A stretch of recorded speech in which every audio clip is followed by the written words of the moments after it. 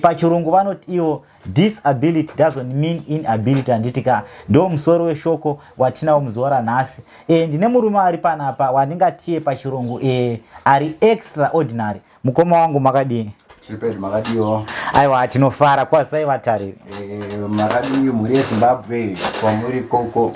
Right, mukoma wangu ndinokumbirawo kuti mupe vatariri zita renyu uye zvakare mubve maudze kuti munoita nezvei.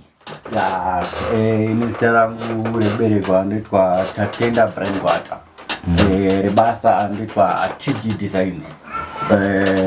Ndiri graphic designer, designer zvinhu zvakawanda wanda, maflyer, malogo, maanimations nezvakangowanda wanda. Okay. Zvinhu izvi makazvitanga rini mukoma wangu? Ndakazvitanga 2020 ndakaenda kuchikoro chinonzi Young Africa. Okay. Enda paYoung Africa ndipo pandakanoita course yangu ipapo. Okay. Mukoma wangu ruzhinji rungade kuziva kuti imimi sei makasarudza kuti muve graphic designer? Inini graphic designer ndakasarudza because haina zvinhu zvakawanda zvakaoma kushandisa pfungwa dzako chete. Saka pakushandisa pfungwa hapana pekumboti unomboda kumhanya kwakati sezvo muchizongoona kuti ndorarama neurema. Saka ndakangosaridza kuti chinhu chekuti ndoita ndiri munomu mumba mangu munomu. Saka ndinongoendesa zvinhu zvangu social media, vanhu ongoona, then anenge aona uya ongonakirwa because ndozoita ndonakirwa ndorova zvekutodaro.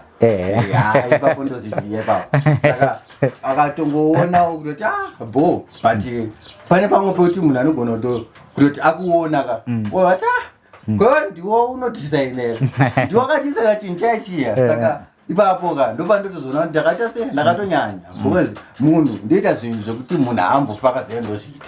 Alright. Right mukoma wangu. Ndoda kuti tidzokerei zvishoma kumashure anditika. Mati munorarama neurema. Toda kuziva isusu kuti urema hwenyu uyu hwakatanga rini, chii chakanatsoitika? Ini ndakatongozvara ndakadaro. Okay. Ndakatongozvara ndakadaro. Okay. So kuchikoro tingatiti makaenda kugumirawo pa level ripi? Ndakagumira form 4. Okay. Asi hainyasobuda zvakanaka. Aiwa yakatobuda mukoma wangu. Mitombogoda kuziva kushandisa computer because computer itomboziva kuerenga kudai.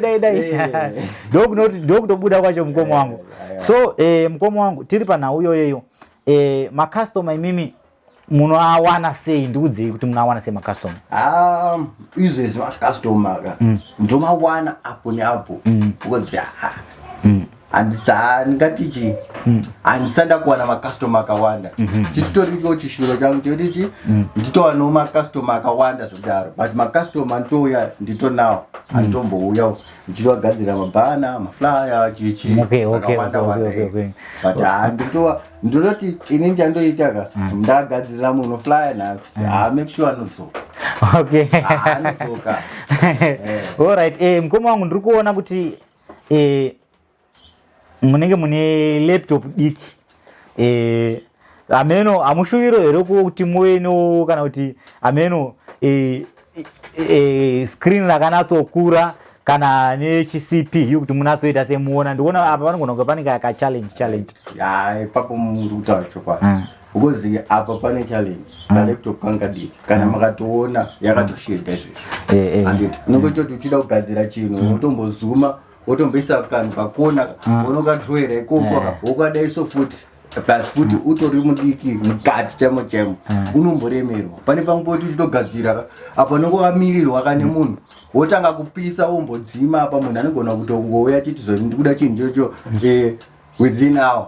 Okay. Apa iwewe muchini wakaita saka hachitoriwo chiyo changu chetichi nditowo laptop ichi hombe.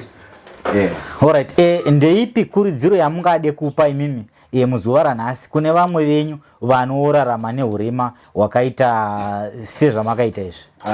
Ininiva ndinongoti zvibhilivhewo usatarise mumwe munhu kuti zona ari kukuona sei because zvakafanana nemimi pane vanhu vanotokushora imimi handitopfuura but imi ndakati imi zvamukuita izvichi zvakatoti hakwadi iwo makangozvisa musoro chete ngoti hazvishuwa zvakati hamuna kwamunoenda. Saka iwewe Chandoziya ndoti especially kana kuti disabled aizo ndo chokwadi chocho atidi kunyeperana kufamba murodi chocho unotora munhu achitoti atongochaya mana munhu chi zvoti uchitofamba zvafana kufamba murodi unongokataiswa nevanhu kudai so zoenda nemunhu wese ndoti asi munhu yepo here saka asengeseni zvangu ine hangu handitoke ndingo ndotongo munyendo tomhuresa here kutokowe wangu kochiipo here because ndozati takatofanana tiri vanhu tese zvaanotoita ndogona kutozviita zvandoita ndigona kutadza kuzviita alright ya ichokwadi right mukoma wangu pano mumwe mubvunzo wangu wandirofarira handitika makaroora here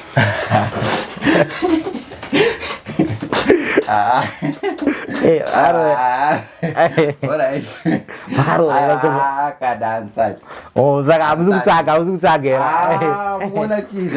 nditoudziwo sister vangu vatokandoka kasivhika apa vana graphic designer sezvo vamunoziva inini kuti ndofarira zveindaneti ndenda kuti asi ndenda kuya kuzogadzirwa angu mafly angu mahara machechecheche iskiri kangomangu bati hatitambe nebasa zvakuri amarangu kaatomuruwa kamari alright muri yezimbabwe ndiri kuti inini ndine mukoma wangu ari panapa one chandanyofara pana mukoma wangu apa mukoma wangu kana takavatarisa vanorarama neurema ndofunga bona kuti gumbo ravo pamapictures zikubuda pascreen neruoko rwavo vanorarama neurema asi munhu asina kuda kukwanisa kuenda street kuti anobhege munhu akatsvagawo zvekuita in life so mukoma wangu is a graphic designer munokwanisa kuvabata panhamba dziri kubuda pascreen apo vanoita se vanogadzira zvese zvamunoda kugadzirirwa nemutengo wakaderera iri nzira yekuti tese tivasimudzirewo handitika kana kune amwe makambani zvakare vanodawo magraphic designer